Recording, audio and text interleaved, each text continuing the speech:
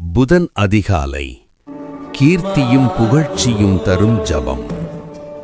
யெப்தா தன் குடும்பத்தினராலும் சகோதரர்களாலும் புறக்கணிக்கப்பட்டு ஊரை விட்டு துரத்தப்பட்டவர்.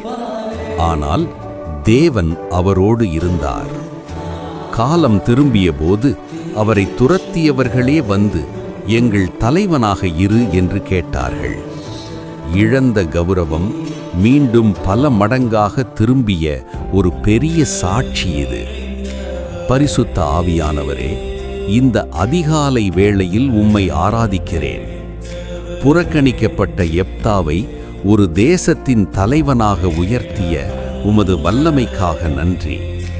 அவமானத்திற்கு பதில் இரட்டிப்பான நன்மையை தருகிற தேவன் நீரே.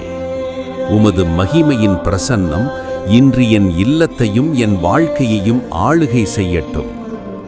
மகிமையின் ஆவியானவரே, யெப்தாவைப் போல புறக்கணிக்கப்பட்ட இடத்திலிருந்து அதிகாரத்தோடு திரும்பிய ஆசீர்வாதத்தை எனக்கும் அருளும்.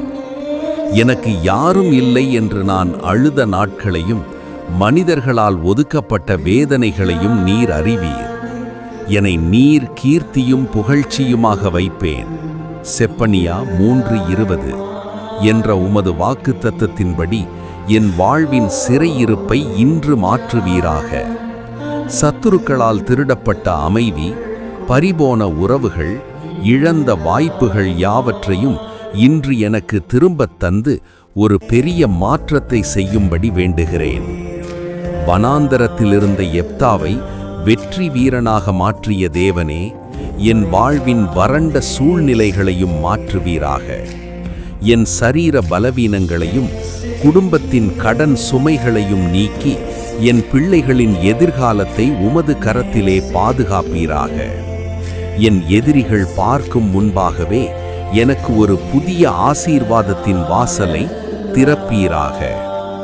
இந்த நாள் முழுவதும் உமது பரிசுத்த ஆவியானவர் எனக்கு முன் சென்று நான் தொடும் காரியங்கள் எல்லாவற்றிலும் வெற்றியை அருள்வீராக.